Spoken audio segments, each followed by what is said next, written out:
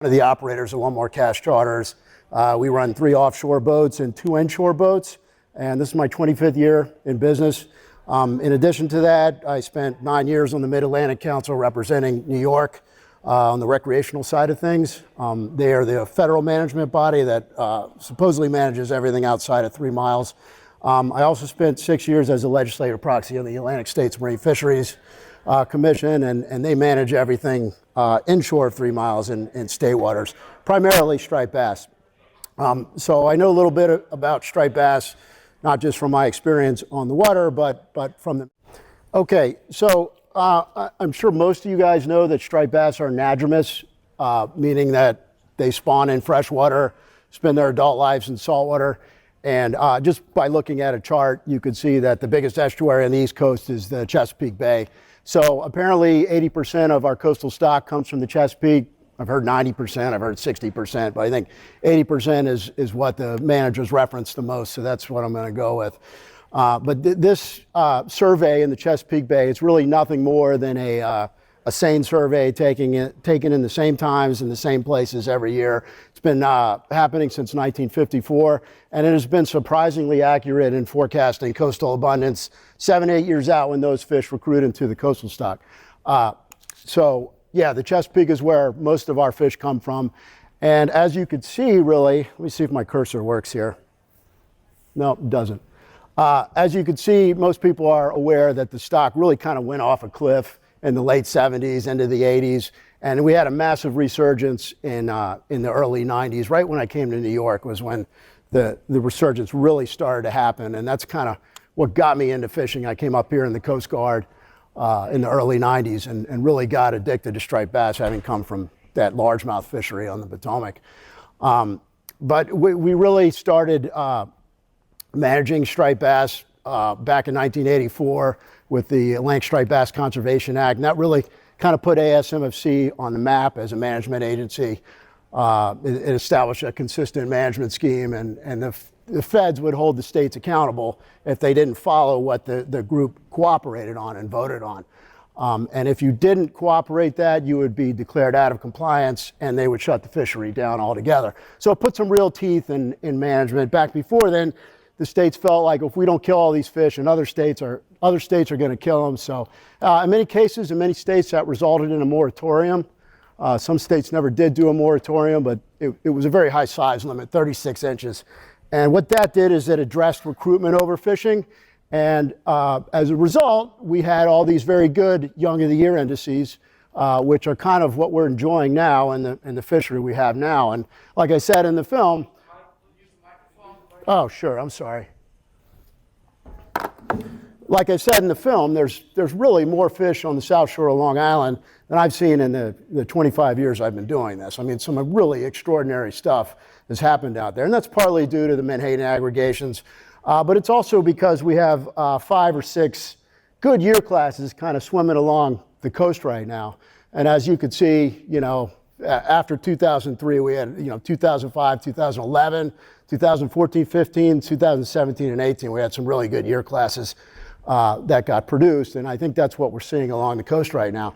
Now, I should be clear that just because we're seeing a lot of good fishing on the South Shore of Long Island does not mean that it's happening everywhere. Certainly, the stock has become, very compressed in certain regions at certain times of the year, whereas I feel like in the 90s and early 2000s, when we had good fishing on the South Shore of Long Island, there was good fishing in Montauk, there was good fishing in Massachusetts, there was good fishing in Cape May, New Jersey. Now it seems to be very kind of compressed. But there are a lot of fish around, but we're just not at a super high level. So I guess what I really wanted to point out here was all the very poor recruitment that we've had since 2019. So 2019 through 2024, actually, it's been very well below average, almost. It almost is starting to look like what happened when the stock completely went off a cliff in the early 80s. And that is not good. So, why are we having these poor young of the year production events? There's a lot of speculation, of course, but most of the science indicates that if you do have cold winters and wet springs, then you're more likely to have a good young of the year indice. We really haven't had that in the last several years. Last year, it looked like we might have had those conditions, but there's a lot of other variables that go into it as far as what the young of the year eat, with these microscopic things that they eat, and that requires confluence of temperatures and runoff, and it's complicated stuff that's a little above my pay grade, but we just haven't had good conditions for the Chesapeake Bay to produce good young of the year indices. Now, a lot of folks say, well, what we're seeing is climate change, and those fish are probably moving up north and spawning there, and we shouldn't really be worried about that. But when you look at the Delaware or the Hudson River young of the year indices, it does not show an uptick in young of the year coming from those two watersheds. And I think they produce around 20% of the coastal stock or less. There's a few other producers up north, the Connecticut River, even a small spawning stock in the Kennebec, if I understand correctly, but they really can't make up for that huge Chesapeake Bay watershed. The other thing I wanted to point out is, it's on the next slide. So there's no stock recruitment relationship with striped bass, meaning it doesn't take a huge number of spawning fish to produce good young of the year. In the Chesapeake, it has more to do with environmental conditions. And it's not, if I understand correctly, it's not necessarily the amount of eggs that are produced and the amount of fry that are produced, it's whether or not they survive. So like I said, there is no stock recruitment relationship. And, I think some of these folks that are advocating for a moratorium now really don't understand that. Like, even if we got to historically high spawning stock biomass, it's not going to ensure that we have good young of the year in the Chesapeake. So where are we now? So we are in a definitive upward trend with striped bass. The rebuilding plan is working. Fishing mortality is the lowest it's been in 30 years. And you have to be a real moron to not understand how many fish are being protected by this very narrow slot limit that we have. It's almost like for October and even into November this year, it was almost an all catch and release fishery because there really was no way you were going to find a 28 to 32 inch fish out there. They're all either much bigger or much smaller. So the slot is working and we are trending upwards. What the target is, what we have to do so there's a mandate once the stock is declared overfished, you have 10 years to rebuild it. You have to rebuild it to this rebuilding target here, which is the dotted line on the top. And as you can see, we've really only hit it for 4 years, and we've come close on a few more years, but it's an unusually high level that we have to rebuild to. So that's why you're seeing this very constrained fishery right now when there appears to be a lot of fish around.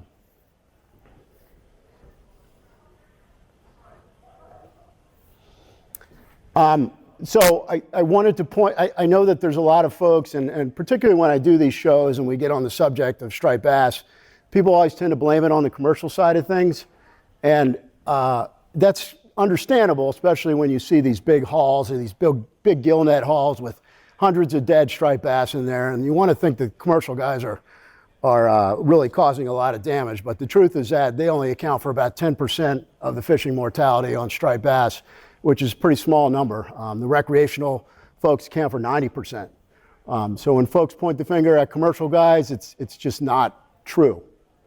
A lot of folks also point the finger at the party and the charter boat fleet. And it's not unusual to open up Facebook or Instagram and to see one of these boats with dozens of dead fish on the deck and, bragging about how they limit it out. And it's probably not helping them, but the truth is that they account for even less of the mortality than the commercial side does. And the truth is that most of the mortality occurs with your average Joe fisherman, the guys that aren't really making money from the resource, that are just out there every day. And this is extra surprising. The discard mortality from fish that you release is estimated to be at 9%, which I think is actually pretty accurate just from what I've seen on the water. 1 in 11 fish isn't going to make it. But when you multiply that across recreational fishing effort, which has just continuously climbed as the resource has proliferated and has become more popular with the coastal communities, there's a lot of guys fishing and there's a lot of effort. So when you multiply that across effort, it actually accounts for about 40% of the fishing mortality, which is way more than the commercial side of things. And at one point, back in 2020, it was over 50%. So that's pretty startling, but it's true. What are we seeing now in the fall? It's just like days like this are not uncommon. Sorry about my language. Oh, so sick, dude. Look at all this in the background. Oh. I think you guys get the point.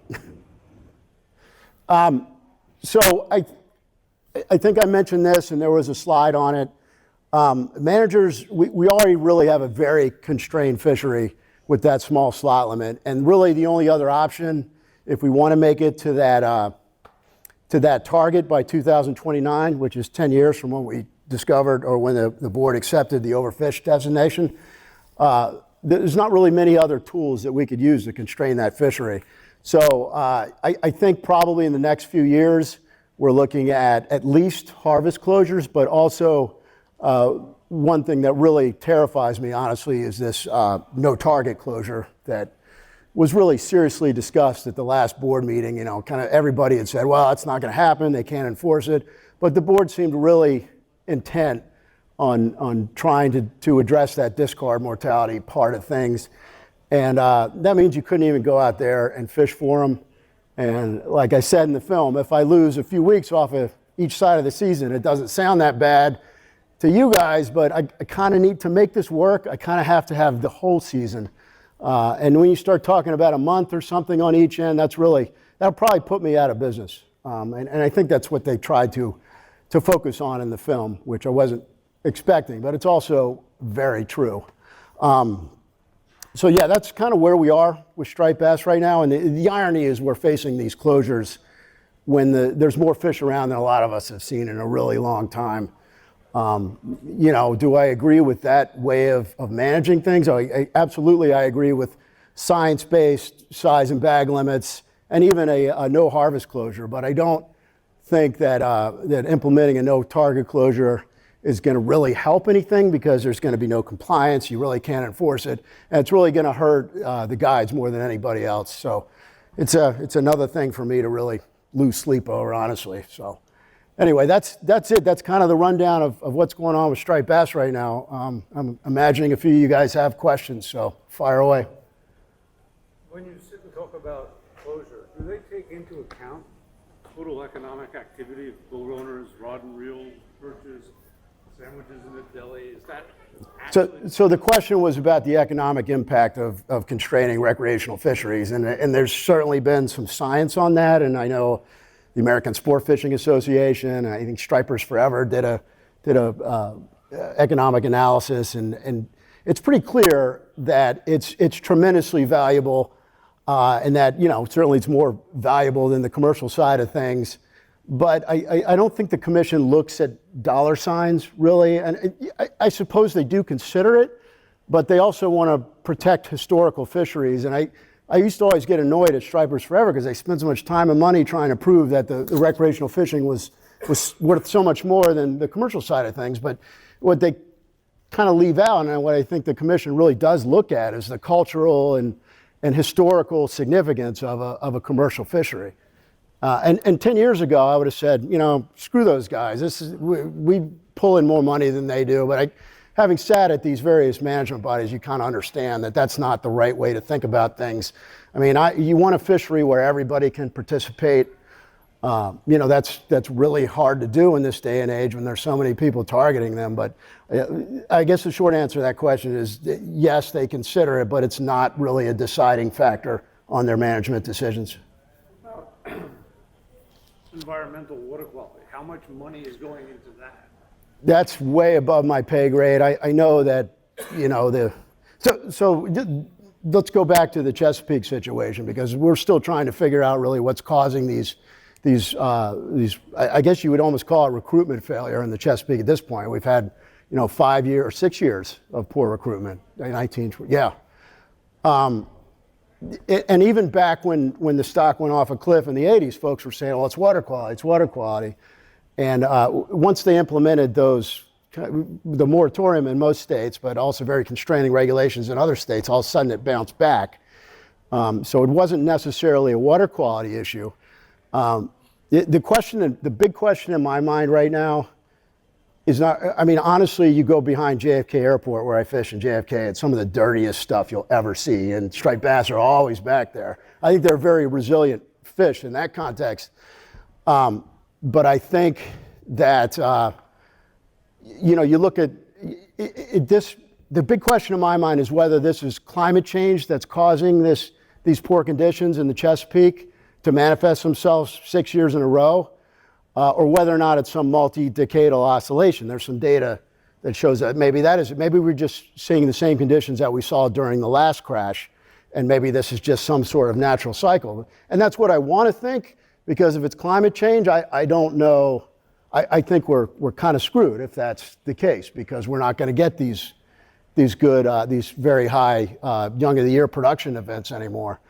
So I'm really hoping it's the multi-decadal oscillation that's causing it. But I don't think it's really water quality. And I know that the commission, the people that manage striped bass, have no control over that sort of thing. All they can control is fishing mortality. So that's what they have to control. And I certainly don't want to bash the commission. They have this mandate to rebuild by 2029. But going off on a tangent a little bit, I think that number is maybe a little too high. We've only hit it 4 years in the last, since the entire data set, which is 40 years. And hopefully with the new stock assessment, the new benchmark stock assessment, we'll see some sort of new analysis on that. But I'm not really sure what's happening behind the scenes. So, sorry, that was a long question. I went off on a bunch of tangents, but go ahead. I know the ASGA's recommendation to the emergency board this season was to reduce the slot size to protect the 2017 class. By not doing that, what is the risk for the biomass right now? So the reason they wanted to do that was because, the 2018s, which was really the last good year class, is going to recruit into that slot this year, which I'm a little unclear about, because it certainly seemed like they recruited this year. There was a ton of fish around that were like 28, 29 inches. But when the technical folks ran the analysis, it didn't change fishing mortality. What matters on paper is fishing mortality. It didn't change it, and I think in some cases it actually made it go up. So it just wasn't really a viable management option. I was a part of ASG for a long time. In fact, I was one of the founding members, but I think, they have it wrong on a few levels. I'm not sure why they don't really understand that this no target thing is going to put a lot of their constituents out of business. So I would have liked to see them maybe focus a little more on that.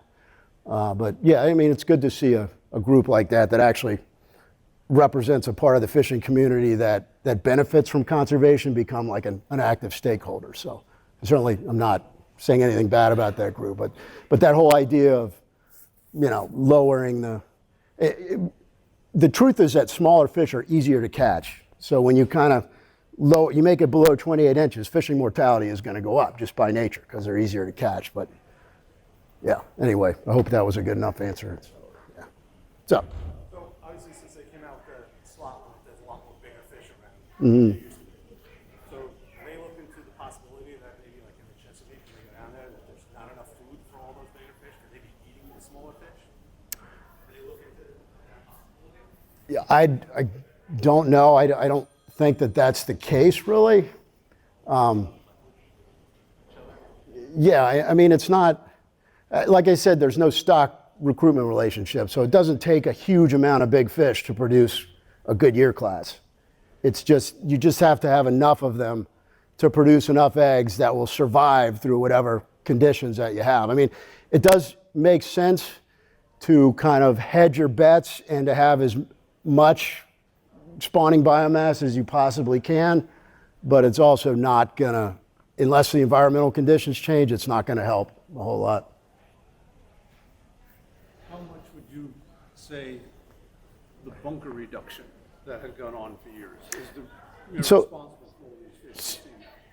Yeah, so there's more bunker up here than most people have ever seen. There's more whales up here. There's more giant bluefin inshore, thresher sharks. And the whale thing is amazing. I mean, nobody could ever remember seeing whales in 20 foot of water like this. And you know, why does that happen? Why do we have these bunker up here? The NGOs will point to the 20% reduction in 2012. You know, we really just started managing Menhaden back then. It wasn't managed before that. We're also managing, the Commission's managing Menhaden now in an ecosystem context, meaning instead of just maximum sustainable yield, they're looking at what other predators, particularly striped bass, need to survive and proliferate. So they're being managed that way too, but you still have this huge reduction fleet in Virginia that occasionally will come up to New York and fish outside of the 3 mile line. And, you know, there's some localized depletion that occurs there.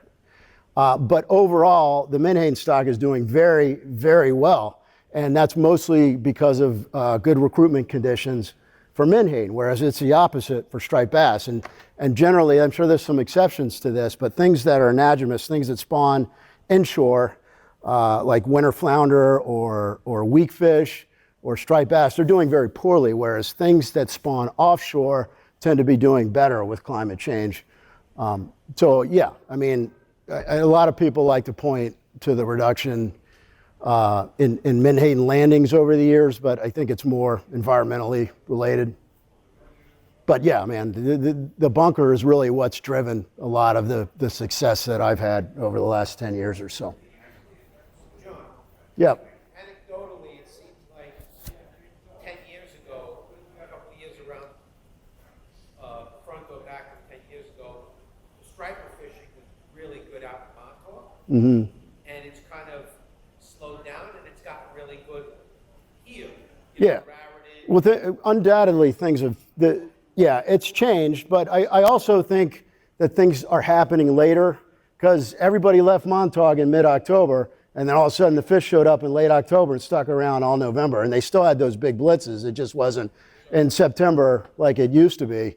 And you're like, the Montauk guys are like, the stock is crashing, it sucks, but you know, they don't really see what's going on to the west. And I kind of agree with them that it's not, like, with a truly abundant and healthy stock, we're going to have that sort of thing in Montauk and the West End. But yeah, so some sort of natural shift has occurred that has made the West End like a much better fishery than Montauk. And I'm fine with that. Those guys can complain all they want. I'm like, all right, well, book the charter with me and screw those guys. So yeah, yeah, there's more bunker. Yeah, absolutely, absolutely. All right, anybody else? Yes, sir. Do you know if there's been any studies about the spawning grounds along Manhattan's shoreline on the west side of Manhattan, where in the 70s, obviously, you know, all of the juveniles tanked, but anyone doing any studies on how, you know, the low pilings along the whole? Yeah, I don't think they spawn that far down. I think they spawn up in freshwater. So historically, now that that's cleaner, in the lower part of Manhattan, But the salinity level, I think, is too high. so they're not really spawning there anymore? They're supposed to be. As far as I'm not a scientist. I'm a dumb fisherman, so I don't know for sure. My understanding is that they need pretty pure fresh water to spawn. And yeah, but you know the Hudson fishery, the Hudson young of the year indices have not declined in near the same velocity as the Chesapeake ones have, and why that is, I don't know. I mean, maybe they take different environmental conditions. The last 2 years on the Hudson have been pretty poor, but I'm kind of, just to keep myself being able to fall asleep at night, I'm trying to tell myself, like, at least we're going to have the Hudson fish. And you know, one of the interesting things about this work that UMass did with their tagging is that all those fish in Raritan, about 50% of them were Chesapeake Bay fish. Like, you would think those fish were staging to go up the Hudson, but they're not. I think they're just following the bait in there. So it was a little concerning to me because I'm like, well, we're still going to have Raritan Bay, we're still going to have these Hudson fish, but it's not the case. So. All right, is that it? Thank you guys, appreciate it.